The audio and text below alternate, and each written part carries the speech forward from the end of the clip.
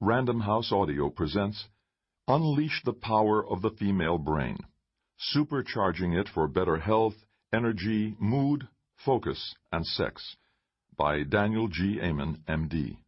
Read for you by Stefan Rudnicki. Introduction. The Female Brain Unleashed.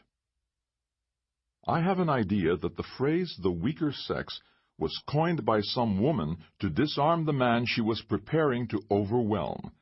Ogden Nash. My thought exactly. I have been surrounded by powerful women my whole life. Growing up, there were so many women in my life that when my mother brought my fifth sister, Joanne, home from the hospital in December 1962, my older brother, Jimmy, and I ran away. Jimmy was 9 and I was 8, and we were only gone for 45 minutes. But, as the only boys, we had had enough. The girls had taken over, and they were everywhere. I often joke that I never saw a bathroom until I was 14 years old, and that once I actually got in, there was unusual and frightening stuff scattered everywhere. Not only was I raised by a very powerful mother, who at 81 years old and 5 feet tall is still in charge everywhere she goes, but I have 5 strong-willed sisters, 3 incredible daughters, 2 granddaughters, and 14 nieces and grandnieces. My wife says I came housebroken when it came to dealing with women, but it was not an easy process. As we will see, the female brain is very different from the male brain.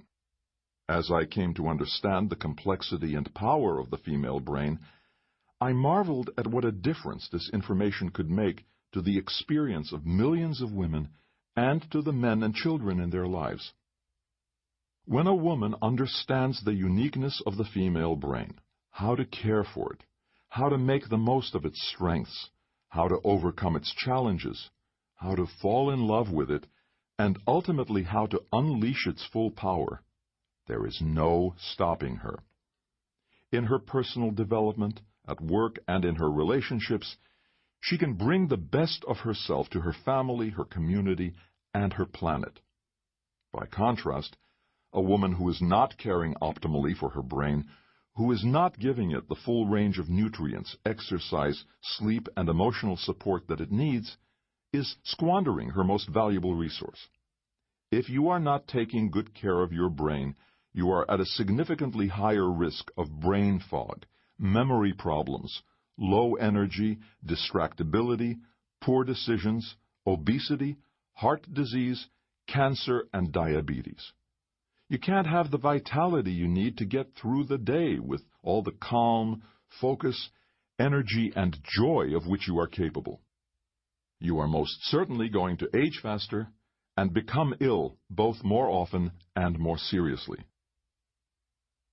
Those are the risks that both men and women share, but as a woman, you face some unique additional challenges. You are far more likely than a man to suffer from anxiety and depression, and in some studies, Alzheimer's disease. You are far more susceptible to recurring negative thoughts you just can't dismiss, to body image struggles that all too frequently morph into eating disorders, and to excessive self-criticism for not being perfect. You are also more prone to pouring yourself into the care of your loved ones and the demands of your job, your family, and your community, finding it ever more difficult to take the time you need to care for yourself. These are the risks you face, but you don't have to fall prey to them. Caring for your female brain and learning how to unleash its power can free you to reach your full potential to be healthy, loving, successful, and strong. It can allow you to have more satisfying, intimate relationships and make you a better partner. And it can make you a more effective person at your chosen work. For women who choose to have children, it also prepares you for a successful pregnancy and equips you to help your children fully unleash the power of their brains.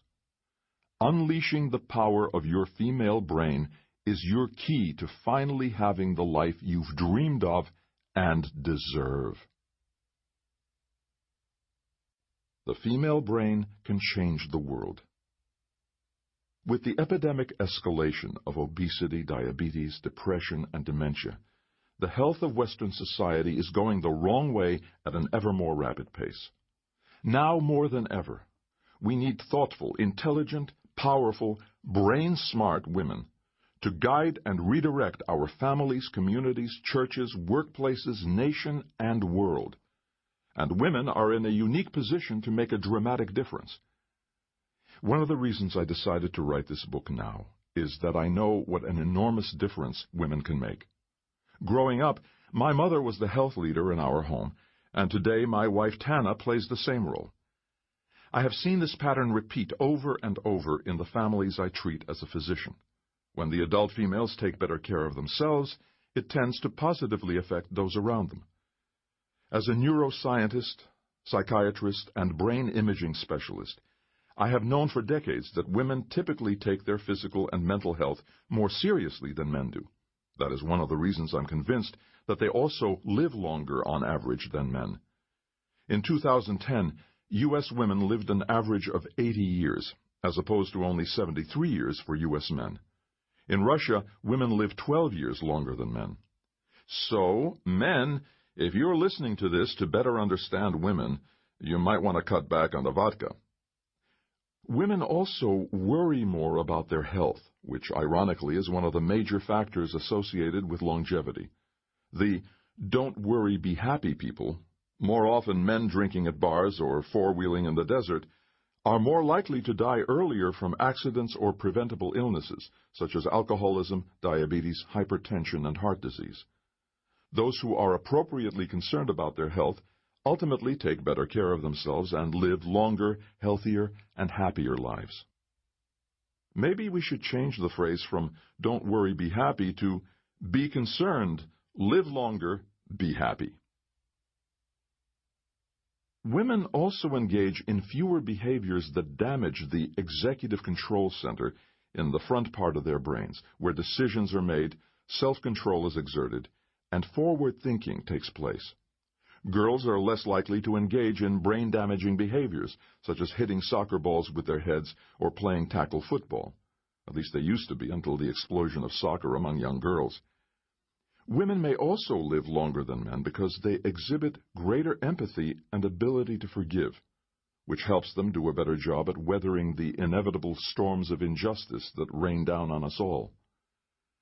In our own patient outcome studies at Amen clinics, both men and women improve their health at very high rates.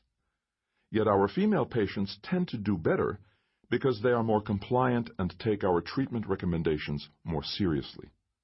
Empathic, concerned women aren't just thinking of themselves. They're also thinking about their husbands, which may very well be one reason why married men live longer than unmarried men. I often hear wives nagging their husbands to take better care of themselves. They set out their fish oil capsules and vitamins and encourage them to go to the doctor. Yet in some studies, married women do not live longer than unmarried women, and they may even have shorter lives. I think the stress of taking care of stubbornly resistant males can wear them out. Here's an example.